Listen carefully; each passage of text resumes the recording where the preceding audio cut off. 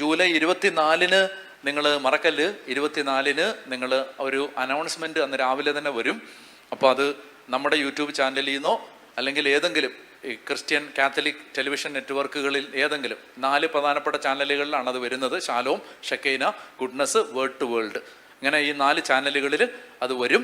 അപ്പം നിങ്ങൾ ഏത് ചാനലാണോ നിങ്ങൾ കാണുന്നത് അത് കണ്ട് നിങ്ങൾ ആ കാര്യങ്ങൾ കേൾക്കുക.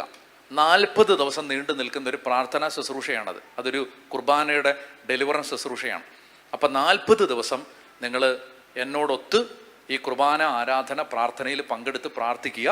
നിങ്ങൾക്ക് വലിയൊരു ആത്മീയ മുന്നേറ്റം ഉണ്ടാവും. ഹല്ലേലൂയ. അപ്പോൾ അത് അവസാനിക്കുന്നത് ദൈവത്തിൻ്റെ ടൈമിംഗ് ആണ്. സെപ്റ്റംബർ മാസം 8-ാം തീയതിയാണ്. സെപ്റ്റംബർ 8-നാണ് ആ ശുശ്രൂഷ അവസാനിക്കുന്നത്. അപ്പോൾ സെപ്റ്റംബർ 8 കഴിയുമ്പോൾ നമുക്കൊരു സ്പിരിച്വൽ അപ്ഡേറ്റ് ഉണ്ടാവും. കുടുംബങ്ങൾക്ക് വലിയൊരു തുറവയുണ്ടാവും.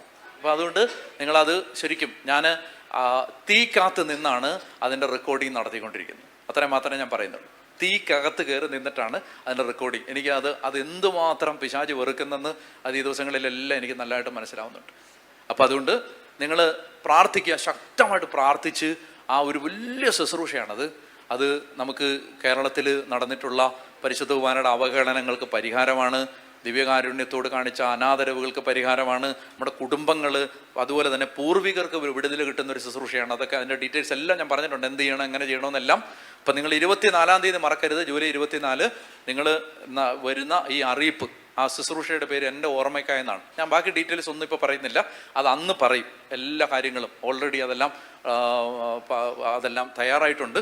അപ്പം നിങ്ങൾ അത് കാണുക. എന്നിട്ട് അന്ന് മുതൽ നിങ്ങൾ മുടങ്ങാതെ 40 ദിവസം ആ ശുശ്രൂഷയിൽ പങ്കെടുക്കുക. കേട്ടോ? വലിയൊരു അനുഗ്രഹത്തിലേക്ക് നമുക്ക് 2026 പ്രവേശിക്കാൻ പറ്റും.